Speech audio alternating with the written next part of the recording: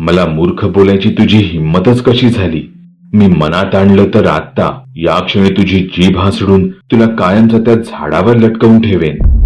तू ओळखत नाहीस मला. मी तुला नीट ओळखते, अगदी चांगलं.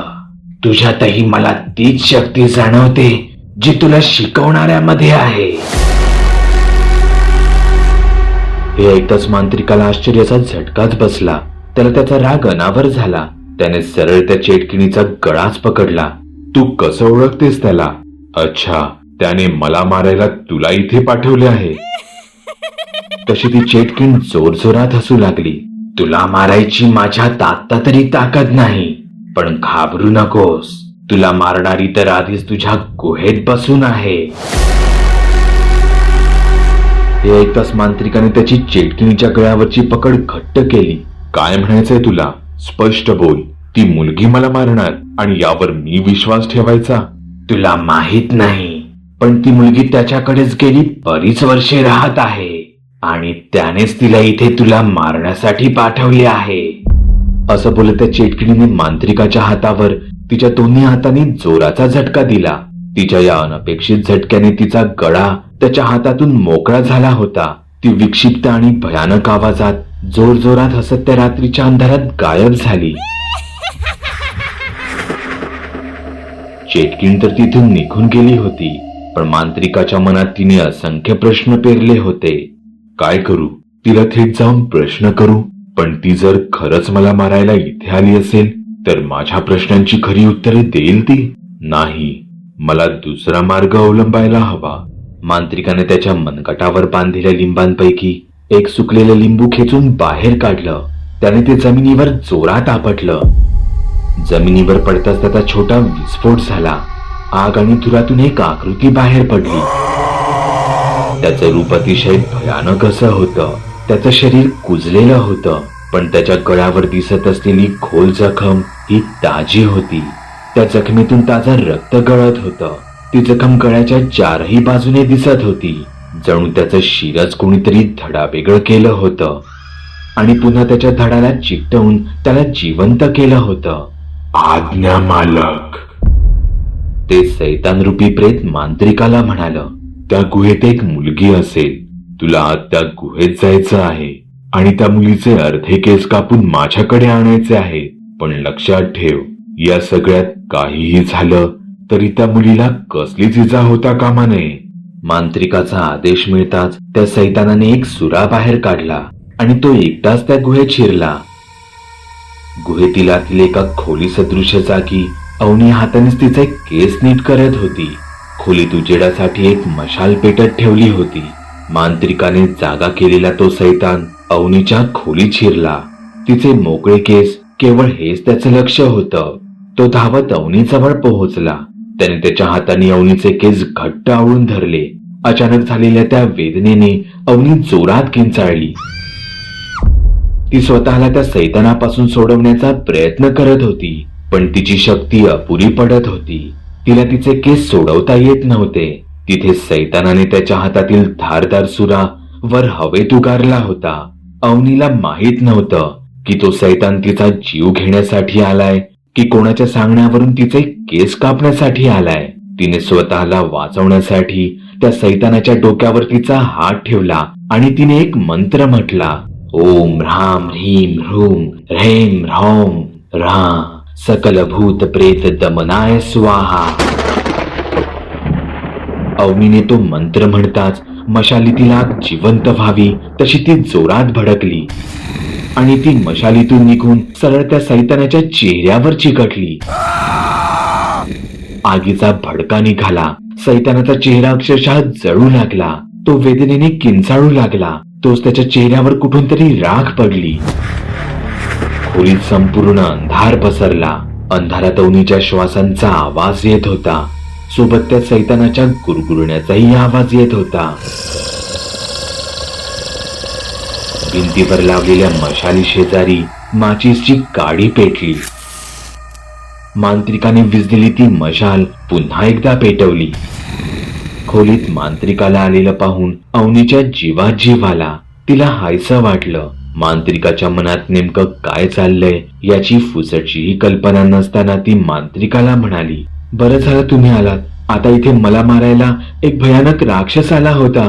त्याने माझ्यावर. अवनीचं वाक्य पूर्ण व्हायच्या आधी मांत्रिक तिला म्हणाला, जसं मला मारायला तू इथे आली होती तसाच ना? हे ऐकून अवनी थक्कच राहिली. तिला काय बोलावं नेमकं काही सुचेनासं झालं. तेव्हा अंधारातून मांत्रिक हळूवार बाहेर आला. पण तो एकटा नव्हता. त्याच्या पाठी एक भयानक बाई उभी होती. तिचे डोळे पांढरे फट्ट पडले होते. काळ्या बुबुळांऐवजी तिच्या डोळ्यांत मधोमध फक्त एक ठिपका दिसत होता. ती एकटक अवनीच्या डोळ्यांत पाहत होती. अवनी ही भीतीने तिच्या डोळ्यांत पाहू लागली. ही बाई कोणी सामान्य स्त्री नव्हती. ती एक आत्मा होती. तिच्याच मदतीने, तिच्या डोळ्यांतील मोहिनीने मांत्रिकाने अवनीच्या घरच्यांना तिच्या मोहिनी जाळ्यात अडकवून ठेवले होते. आता तेच डोळे अवनीच्या डोळ्यांत तिचे मोहिनी जाळं टाकू पाहत होते. अवनीही तिच्या त्या डोळ्यांत हरवली जाऊ लागली. तिचे कान बधीर झाले. शरीर सुन्न पडू लागले. जणू तिच्या देहात जीवच उरला नसेल. पण तोच तिला गुरुजींची आठवण झाली. अवनीने अजून एक मंत्र म्हटला, शत्रुपाद मुख बुद्धी नेत्रम जिव्हा किलनार्थ शत्रु नाशार्थ. हे म्हणताच मांत्रिकाच्या पाठी उभी असलेली ती बाई कर्णकर्कश आवाजात किंचाळली आणि धुराच्या आड कुठे गायब झाली. अवनीचं हे रूप मांत्रिकासाठी नवीनच होतं. एका निर्मळ मृदू, कमजोर, शक्तिहीन, घाबरलेल्या अशा एका स्त्रीच्या तोंडून हे असे जड प्रभावी मंत्र जाप ऐकून मांत्रिक आश्चर्यचकित झाला होता. अवनी वाटत होती तशी तर मुळीच नव्हती. तो जोर जोरात हसू लागला. इतक्या जोरात की ती संपूर्ण गुहा आता मांत्रिकाच्या हसण्याने घुमू लागली होती.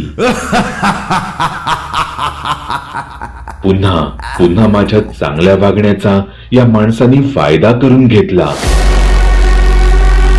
स्वार्थी, तुम्ही सगळे एकदाच सारखेच, सगळे स्वार्थी. तुम्हाला मी माणूस म्हणून जगलेलं नकोच आहे. तुम्हाला हवा आहे तो माझ्यातील दुष्ट, क्रूर, निर्दयी, सैतानी शक्तीचा मांत्रिक. अहो, तुमचा काहीतरी गैरसमज झाला आहे. तसा मांत्रिकाचा राग अनावर झाला. ए चूप! असं म्हणताना मांत्रिकाच्या पाठी 7 ते 8 प्रेत उभी ठाकली. मांत्रिकाचे डोळे रागाने लाल झाले होते. माझ्यासोबत मी प्रत्येक वेळी ही अशी प्रेतांची फौज घेऊन असतो. माझ्या एका इशाऱ्यावर तुझी इथे राग होईल.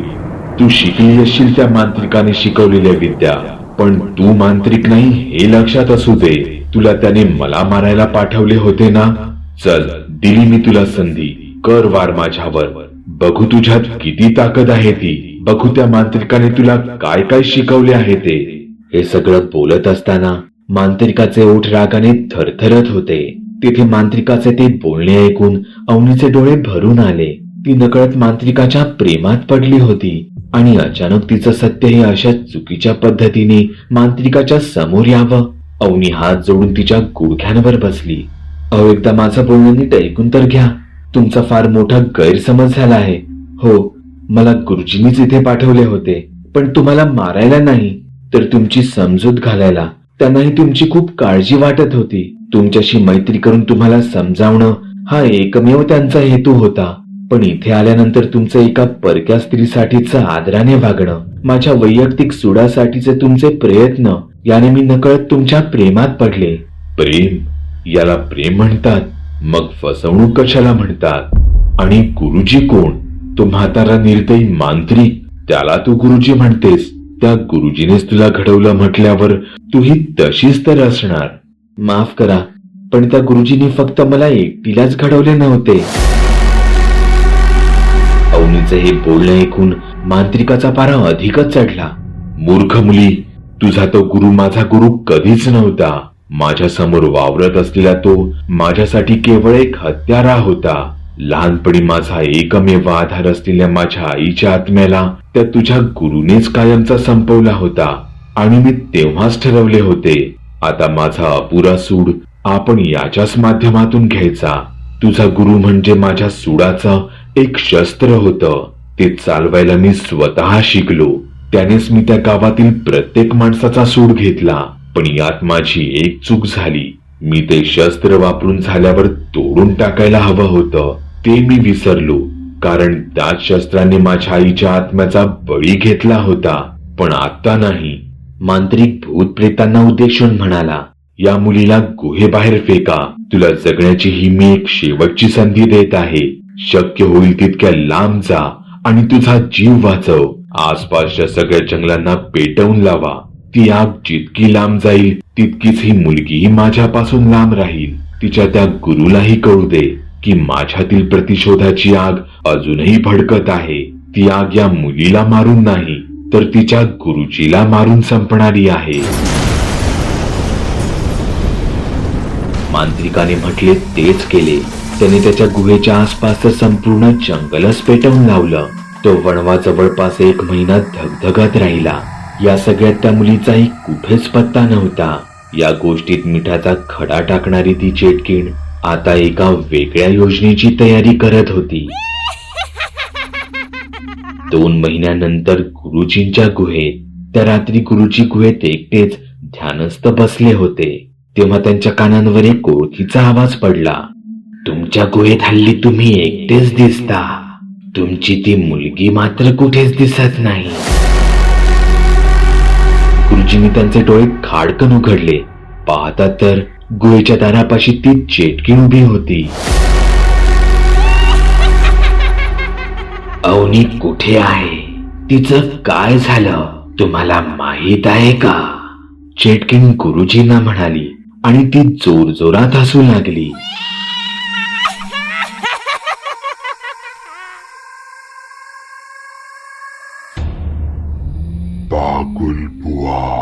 चॅनलवर अपलोड केलेल्या नवीन व्हिडिओची नोटिफिकेशन मिळवण्यासाठी चॅनल सबस्क्राईब करायला विसरू नका. व्हिडिओ आवडला तर आमच्या मेहनतीचा मोबदला म्हणून तो लाईक करून मित्रांसोबत जरूर शेअर करा.